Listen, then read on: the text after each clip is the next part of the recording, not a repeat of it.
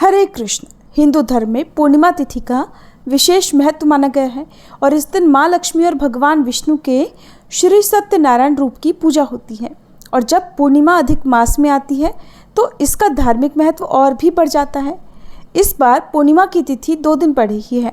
ऐसे में ये असमंजस बना हुआ है कि पूर्णिमा का व्रत कब रखना है और स्नान दान कब करना है।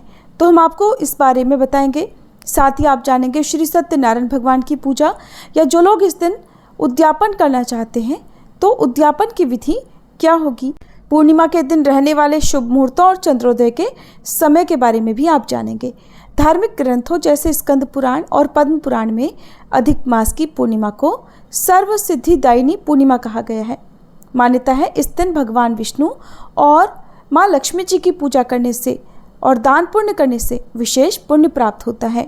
हिंदी पंचांग के अनुसार इस बार 30 मई शनिवार को पूर्णिमा तिथि प्रारंभ होगी सुबह 11:59 से और पूर्णिमा तिथि का समापन 31 मई रविवार दोपहर 2:14 पर होगा। ऐसे में चंद्रोदय व्यापिनी तिथि 30 मई शनिवार को रहेगी, इसलिए पूर्णिमा का व्रत और श्री सत्यनारायण व्रत शनिवार को होगा। वहीं उदया तिथि के अनुसार 31 मई रविवार को भी पूर्णिमा है और इस दिन पूर्णिमा का स्नान दान किया जाएगा। श्री सत्यनारायण भगवान की पूजा और श्री सत्यनारायण व्रत आप रविवार को भी रख सकते हैं, क्योंकि पूर्णिमा के व्रत में तुलसी जी की पूजा भी होती है। तुलसी जी में जल अर्पित किया जाता है और रविवार का दिन होने के कारण ना तो तुलसी जी को स्पर्श किया जा सकता है और ना ही तुलसी जी में जल अर्पित किया जाएगा। इसलिए आप शनिवार को ही तुलसी जी की पूजा करके दीपदान भी करें। और 30 मई शनिवार को इस बार भद्रा भी लग रही है। हालांकि भद्रा का वास स्वर्गलोक में रहेगा और शनिवार को ब्रह्म मुहूर्त सुबह 4:08 से 4:56 तक रहेगा। भले ही शनिवार को सूर्योदय के समय पूर्णिमा तिथि विद्यमान नहीं रहेगी, लेकिन जो लोग इस दिन व्रत रखेंगे उन्हें ब्रह्म मुहूर्त में स्नान करने के बाद संकल्प लेकर व्रत प्रारंभ करना चाहिए। इस दिन सूर्योदय होगा सुबह 5:45 पर और सूर्यास्त होगा शाम 7:03 पर। राहु काल सुबह 9 बजे से 10:30 बजे तक रहेगा और भद्रा काल पूर्णिमा तिथि लगने के साथ साथ सुबह 11:57 से लेकर देर रात 1:05 तक रहेगा। क्योंकि भद्रा का वास स्वर्गलोक में है, इसलिए पूजा पाठ संबंधी कार्य इस दौरान किए जा सकते हैं। जब भी भद्रावास पृथ्वीलोक पर होता है, मृत्युलोक में होता है, तभी वह समस्त शुभ कार्यों के लिए अशुभ मानी जाती है। और 31 मई रविवार को ब्रह्म मुहूर्त सुबह 4:08 से 4:56 तक रहेगा। इस समय में आप पूर्णिमा का स्नान कर सकते हैं। सूर्योदय होगा सुबह 5:45 पर, सूर्यास्त शाम 7:04 पर होगा। इस दिन सर्वार्थ सिद्धि योग बन रहा है, जिसमें शिव योग सुबह 5:24 तक और बाद में सिद्ध योग रहेगा। अभिजीत मुहूर्त सुबह 11:57 से दोपहर 12:51 तक रहेगा। तो आप इस समय में पूर्णिमा का दान दे सकते हैं या फिर श्री सत्यनारायण भगवान की कथा का पाठ करा सकते हैं। पूर्णिमा तिथि समाप्त होने से पहले पहले रविवार के दिन आप कथा कर सकते हैं। राहु काल शाम 4:30 बजे से 6 बजे तक रहेगा। 30 मई शनिवार को चंद्रोदय होगा शाम 6:28 पर।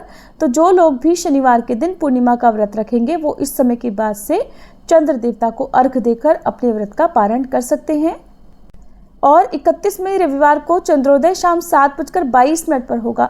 हालांकि इस समय पूर्णिमा तिथि विद्यमान नहीं रहेगी, फिर भी जो लोग पूर्णिमा की पूजा रविवार के दिन कर रहे हो वो शाम को दीपदान करके चंद्र देवता की पूजा भी कर सकते हैं। लेकिन पूर्णिमा का व्रत चंद्रोदय व्यापिनी तिथि में ही किया जाता है और उसी समय चंद्र देवता को अर्घ्य देकर व्रत का पारण किया जाता है, जब चंद्रोदय के समय पूर्णिमा तिथि रहे। पूर्णिमा तिथि भले ही 2 दिन लग रही हो, लेकिन व्रत आप एक ही दिन रखेंगे और चाहे तो कुछ नियमों का पालन आप दोनों ही दिन कर सकते हैं, जैसे कि सात्विक भोजन करना।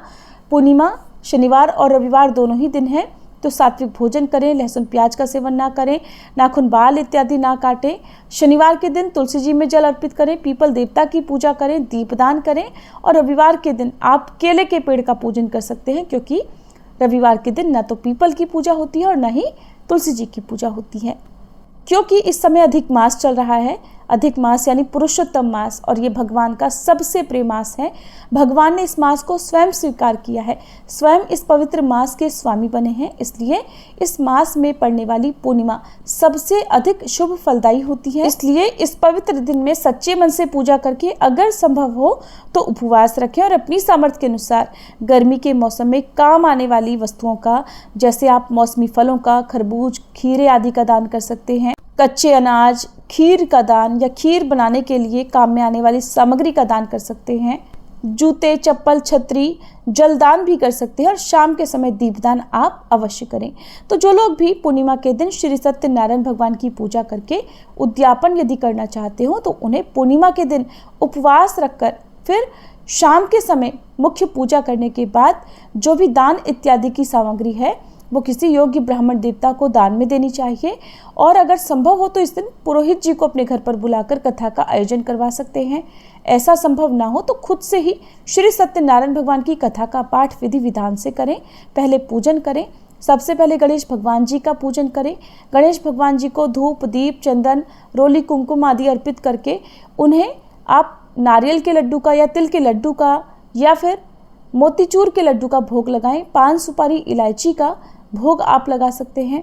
फिर श्री सत्यनारायण भगवान की पूजा के लिए आप चाहे तो श्री विष्णु भगवान की यदि प्रतिमा या विग्रह है तो उन्हें पंचामृत से स्नान कराकर फिर शुद्ध जल से स्नान कराएं और उसके बाद श्री सत्यनारायण भगवान को चंदन का तिलक लगाएं, पीले पुष्प अर्पित करें, उन्हें जनेऊ अर्पित करें, वस्त्र रूपी कलावा या पीला वस्त्र अर्पित करें और धूप दीप जलाकर फिर हाथ में पुष्प लेकर श्री सत्यनारायण भगवान की कथा का पाठ करें।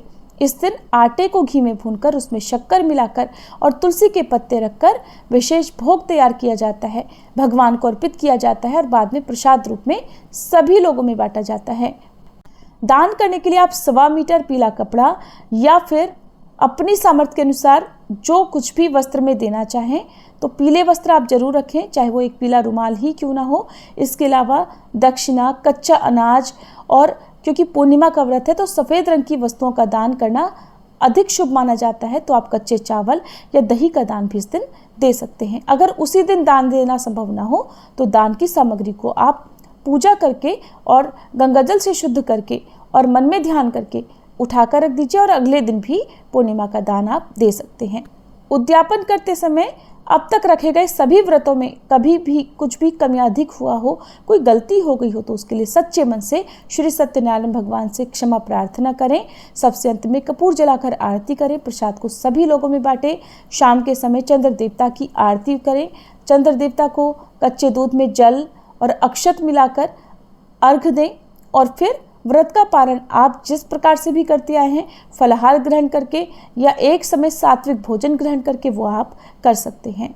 इस दिन आप पवित्र पुस्तकों का दान कर सकते हैं, जैसे आरती संग्रह की जो पुस्तकें आती हैं, व्रत कथाओं की या फिर श्रीमद् भगवद गीता की किसी योग्य पात्र को आप इन पुस्तकों का दान कर सकते हैं या मंदिर में भी आप इन पुस्तकों का दान दे सकते हैं। इसके अलावा मंदिर में आप आसन या पूजा की सामग्री का दान दे सकते हैं। ये थी आज की वीडियो। उम्मीद है जानकारी आपको पसंद आई होगी।